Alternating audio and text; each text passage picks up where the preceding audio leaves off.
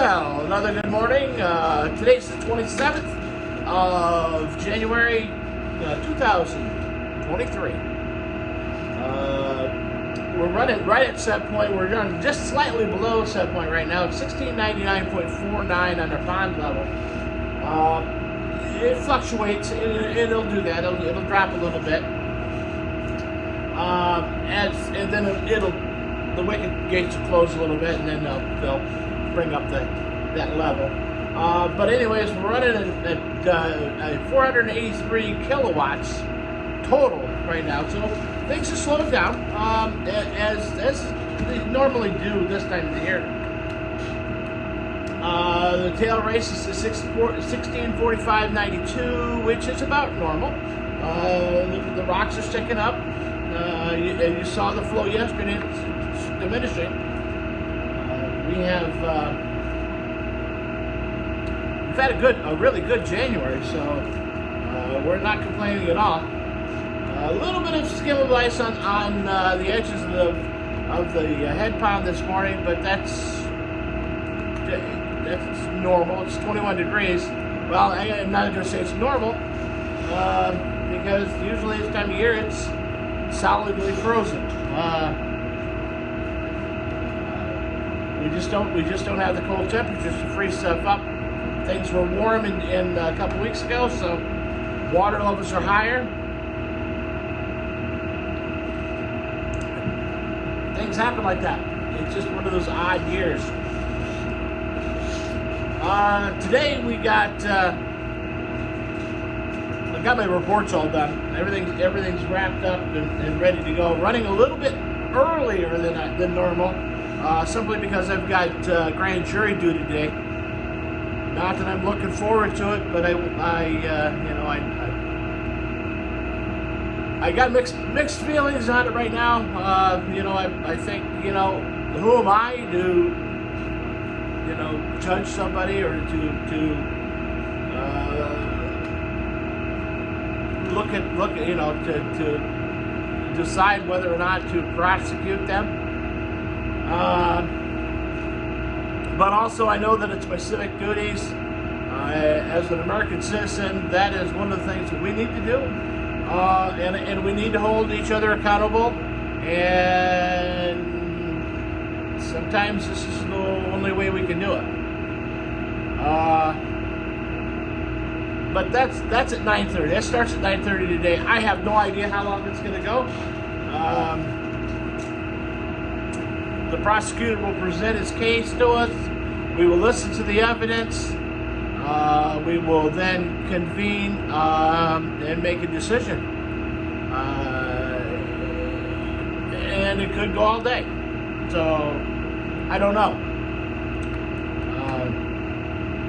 That being said, I'm going to have to do a little bit of work tomorrow. I'm going to go out to Paseco and actually do that conduit thing and get that out of their way. One way or the other.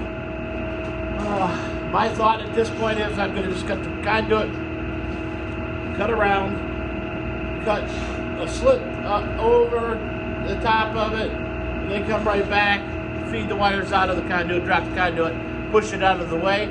I talked to an electrician buddy yesterday, and he said, yeah, you don't need it. You don't need that conduit inside. It's pretty, but that's all it was there for. And it's going to be enclosed and doing whatever needs to be done. So that's what we're going to do. That's the plan.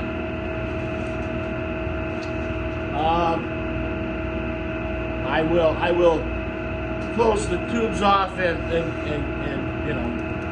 get the stuff closed up the best we can and out of the way so nothing can run in it. But conduit is to protect conduit is designed to protect wire that is exposed to a location where it could be struck. It's not intended to do anything other than that. It's not, if you can hit it with a weed whacker, you need to put it But if it's in a spot where it doesn't need to be protected, it's up, out of the way, and other than a freak of nature, something can happen to it. But then you know, it's perfectly fine. So that's gonna happen. That's gonna happen tomorrow, Saturday. I don't like working on the weekends, but in this case, because I forgot Tuesday that I had a doctor's appointment, and then I got the jury duty today. Got to make up for it. Worked on the boiler all day yesterday. We worked on loops, baseboards. We spent about 5 hours there, Daniel, I, and Lee, getting baseboards set. We still didn't get well, actually 2 rooms done. So I've got to do that yet. That'll probably be Monday. Get those set, get them up and running. After that, we can start worrying about upstairs loops, which upstairs loops are easy. They're going up into an attic space. The tubing will run along a insulated wall through, and then return each other back to the same spot. So that's not an issue. I tried to use a new method for my press tool, and that was because fin tube on the fin tube is very thin on the baseboards, and it's designed to give off the heat. So it's really thin. It's paper thin, but they have an insert you put in, stiffener, and then you can crimp onto it. The problem that I have is I couldn't get my fitting over the top of the stiffener. So, and they're about $1.50 a piece. So I'm gonna send some of them back. We ended up having some solder ends for the expansion style pecs. So we went to those, put those on. And then some of them we had to get creative because we just didn't have enough material, because I ordered everything to do the press. So we put a couple other fittings in, and used some solder joints, and so it was a little bit longer than we wanted it to be, but in the end it worked out. The one wall we run 7 feet on one side of the wall, come through the wall, run 8 feet, go through the wall to a 3-footer, return back on itself, then back down the hole next to that. It is what it is. Not a whole lot I can do about it. It's simply because we don't have the room. It's this thin. I can't bend the tubing enough to get down through it to force it down, and I don't want to fill it full of dirt, fill the system full of dirt. So we got to be protecting that. It's just one thing after the other with this place. I tell you, it's and the carpentry is the same way. They go along and they find this, and they say we can't do that. We got to fix that. The electrician's been having trouble there. They've been finding outlet boxes buried in the wall that were still hot, just buried. So he's had to rip stuff out, and so everybody is a little slower on the job. That's just what it is. So we got back from that. Went to dinner last night up to Oak. Taco Thursday. Actually, they call it their Econo Mexican night. Mexicano or whatever. Anyways, we go up there and have, it really is good food. I can't complain about it at all.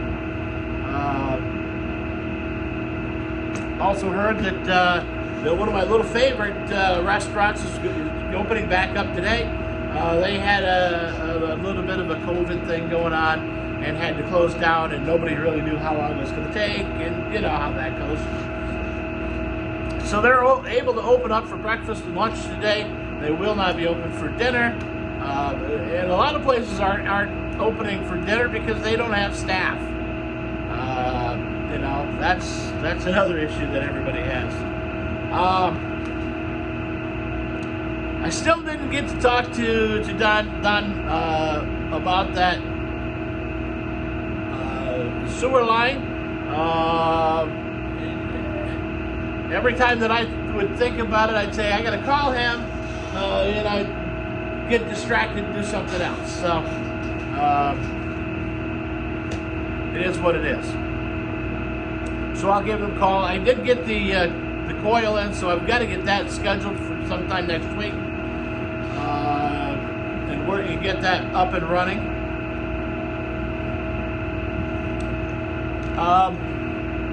And that goes to a transfer panel. I was telling you about that one a couple of videos ago. Now go back and look.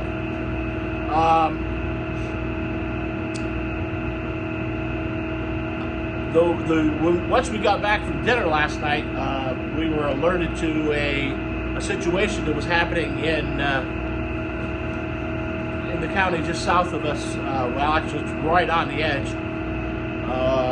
3 snowmobiles went through the ice. Two of the guys got out. The third guy, they still don't have him out. They activated all the ice rescue teams that they could get to try to find him. And they couldn't. So finally, they activated the Saratoga County dive team. They have a cold water dive team that'll come in, and they were en route. Well, they were notified last night, and they'll be there this morning, because at this point there's nothing you can do. That was an hour and a half into the rescue, and unfortunately, somebody also broke through the ice on our lake with a snowmobile yesterday. I can't put enough emphasis on stay off the lakes. We had ice, then rain, and then ice, then rain, and then the water levels came up. So the ice is very crusty, very crunchy, and not very sturdy. I know that there are people out there that are saying, "Oh, there's 10 inches ice out in the middle of the lake." In the middle of the lake, there probably is 10 inches of ice. It's that quarter mile all the way around it that you can't get to the 10 inches of ice. And that's where the snowmobiles run. So stay off the lakes. I know we just got snow and everybody wants to ride, and I understand that, but stay off the lakes. Most of the trails where it crosses water, it's just mud. Things aren't froze. So, take it. If you want to ride, then fine. I understand that, but take your chances. Be prepared to run into problems. The weekend is going to be, after today, everybody's going to be out. It's going to be a packed weekend because everybody's going to go, "It's snowing, let's go." I understand. You spend $15,000, $20,000 for a snowmobile, and you'd like to ride it. But you also spend, $30,000 for a Harley Davidson motorcycle. You're not riding that in the winter. No. Anyways, let's go outside and take a look real quick, see what's going on. Like I said, we got to running a little bit quicker this morning, just simply because of the. I've got to be at jury duty at 9:30. That's out in Piseco, so that's a good 10-minute drive, so that means I got to have my breakfast. I just swung around there. You can see the river flowing, but you know, you see the rock sticking up in the middle. Looks kind of peaceful out there, doesn't it? You see the snow on the hill. Looks like when my plow guy was down here, he pushed my pond, which is not good. I understand why he did it, but he was just pushing snow out of the way. Still flowing, so I probably have to get in there. I'm going to try to get the tire off this weekend off the tractor. Again, I've been so busy that I don't have the time to dedicate to something like that, but I'm just going to need to spend the time to do that.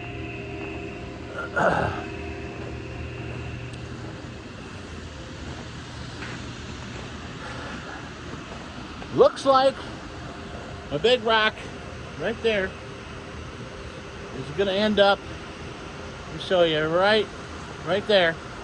It was right there. It moved up there. So that's going to fall in the river, which is all right. I don't care. But that was stuck there in the ground, and now it's going to be gone.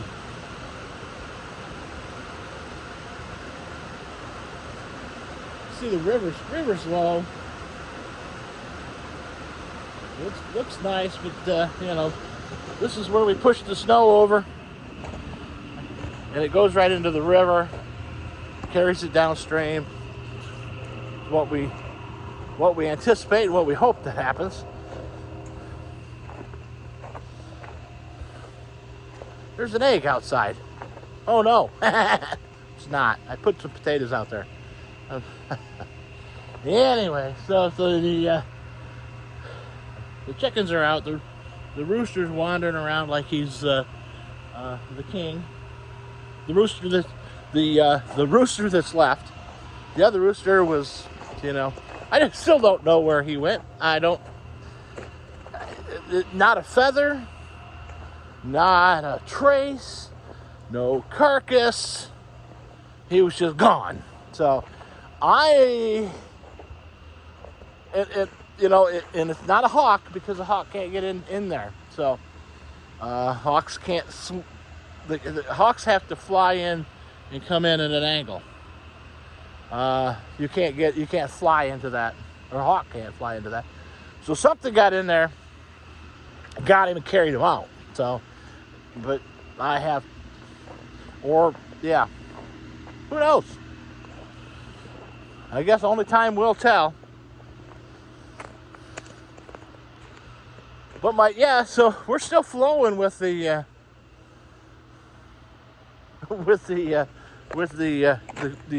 spring runoff here, but it's going to be a little bit more difficult to get to it. I'll have to dig that out. Gonna probably have to probably before I change the tire, pull the tire off, I'll scrape this out right in here, run it back and forth a little bit. It's pretty hard on it, but it's getting a new inner tube, and the only thing it's going to do is bust the inner tube. Let me put my earphones on. You're a little foggy. Take you into the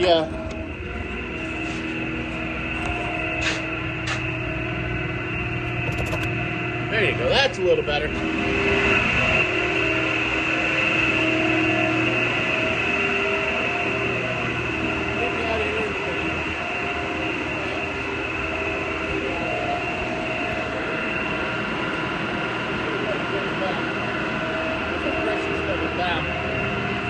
Get a better look at the river.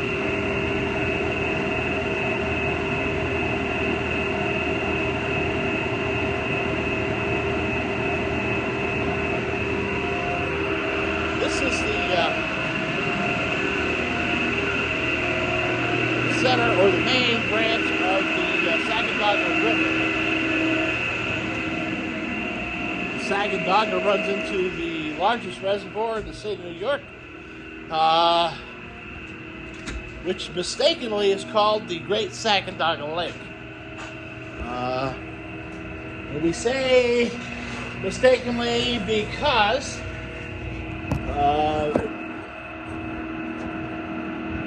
a reservoir is not a lake. A lake is not dammed up. It is not man-made. So therefore, it is always a reservoir. It was designed for storm water retention, and it's designed to prevent flooding in Albany, New York City, Troy, New York, down the Hudson Valley. That's the sole purpose. Anyways, so not that we're trying to be better than, but we have the Sacandaga Lake up here, which is the real Sacandaga Lake, and then it runs down the Sacandaga River. We have two branches come together around wells. One from the east, which drains Gore Mountain, which is the New York State Ski Center. That comes back and there enters the river back just before Wells, and then one coming off from the west, which drains Paseco Lake, Good Luck Lake, the Kroger Lake area, and then comes back and joins up just south of Wells. Then they all flow into the Great Sacandaga Lake. There's a meter gauge down there, and that a flow gauge from the Geological Society, and they read the flow there, and a lot of people were reading that, going to the gauge station in Hope and saying, well, your flow is this. Well, no, our flow is not that. That's three other rivers running together. So it was not ours. We run a little one. Anyways, that's where we're at today. I keep telling you I'll get you some shots. I will probably tomorrow. Definitely on how I cut that out of there. And we'll go from there. I'll try to, if I get time today, I'll take you in and we'll do a quick walkthrough on the boiler so you can see everything that I've got there. In the meantime, you guys have a good day. Take care of each other, because that's really all that we got.